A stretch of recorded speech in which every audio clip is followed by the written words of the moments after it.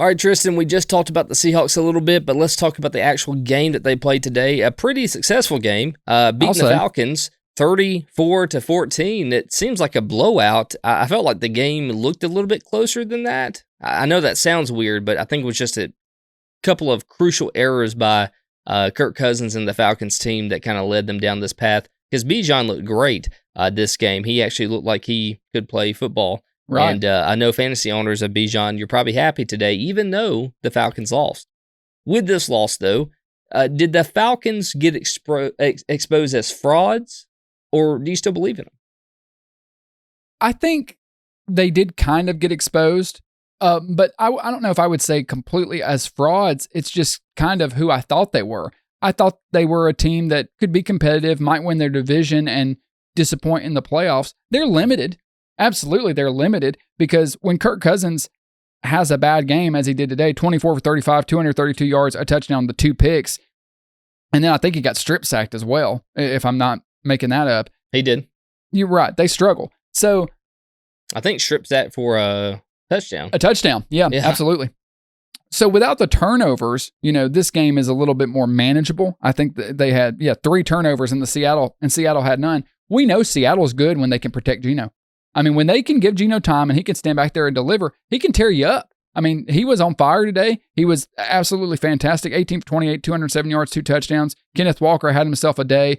Kirk Cousins was good, but it's the typical kind of Kirk Cousins experience. So Atlanta kind of is what Minnesota was with Kirk Cousins. If everything goes right, they're really good and they can tear you up. But if you start to hit him and you start to disrupt him, things fall apart. That's it. If he never got hit, he'd be one of the best quarterbacks in the league. But if you get through, you disrupt him, you hit him, you sack him, you force turnovers, the game gets away from you. That's what you saw happen today. That's the script to beat Atlanta. Yeah, and look, it's not really a knock against Kirk Cousins. I mean, for an older quarterback, like he's playing better football than most. I mean, I would take Kirk Cousins over a lot of quarterbacks starting in the league right now. By far. Like, would you rather have Kirk Cousins or a healthy Tua? Probably Kirk Cousins, yeah. Yeah, I would probably take Kirk Cousins at this point, right? So there's a lot of quarterbacks that I would put under Kirk Cousins, but I think to your point, I was going to say it. You beat me to it. If Kirk Cousins is going to win a football game, he can't be hit. Yeah. He is just the same as where he was, at the Vikings. And even when he was younger, he still wasn't this dynamic, scrambling quarterback and never has been, never will. No, he's never been. He's a pocket quarterback. But as far as pocket quarterbacks go, he's one of the best. So I think if Atlanta can find a way to keep him safer and not let the line collapse around him, then they win football games. I mean, they won against the Panthers. They beat the Bucks. They beat the Saints. They almost beat the Chiefs. That was a very close football game. They beat the Eagles. And then all the way back in week 1, they did lose against the Steelers. Again, another top-rated defense. So I think when you start playing these teams that have really strong defenses, like the Chiefs, like the Steelers, their other 2 losses, you find a way to win football games. When you can shut Kirk Cousins down in the pocket, that's your script to success. It really is that simple. It's kind of like the whole, like Kyler Murray, get him outside the pocket. Keep Kyler Murray in the pocket, and you beat him. Get him outside the pocket, you're in trouble. The complete opposite as Kirk Cousins. Right. Force Kirk Cousins out or hit him, get to him. And he gets, off kilter and starts making mistakes. The bigger problem for Atlanta, honestly, though, even besides that, because even knowing all that, I mean, they went and signed Kirk Cousins. They knew who he was. You can live with all that. I mean, they're the 6th best offense as far as yards a game goes. The problem is the defense. They don't have any room for error defensively because they just are giving up too many yards, giving up too many points. Ryan, just the last 3 games, they've given up 84 points. 84 points in 3 games. So that's a minimum. They're giving up 28 points a game. You can't do that. I mean, they're not good enough to do that. So that's what I see. I see an offense that can move the ball, that can put up points. If everything goes right, they can get protection, even though they're a little up and down. But the defense just is not good enough to really contend with the top teams. They are tied for the lowest total in the NFL with sacks, 6 sacks on the season. Yeah. Their pass rush is 6th worst in the entire NFL, 34.4%. 6th worst pass rush in the NFL. Yes.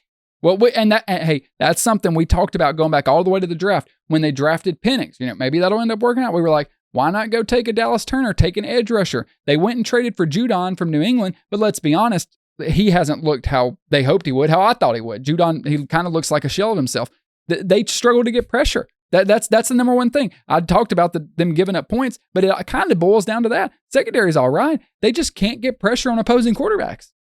Yeah, no, that's absolutely right. And then there was a quote here from Jimmy Lake, which is their defensive coordinator. He said that the team's right on track. Hey, buddy, I don't think so.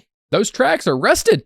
You also, by the way, in this game, the Falcons had 9 penalties for 72 yards. That's big time.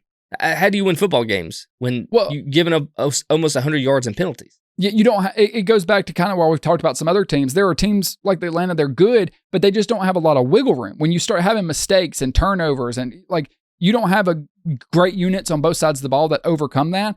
And just looking big picture, the Falcons are going to have a good regular season. They could still win the NFC South. It's between them and Tampa Bay. We'll see what Tampa does. Obviously, they won the head-to-head right now, so it could go either way. They could win the division. They could host a playoff game, but. I'm glad you brought up the point about the pass rush, because that's kind of what it all revolves around now that you mention it. When it gets into the playoffs, Ryan, you know this as well as I do. Anybody that's watched football for any amount of time knows this.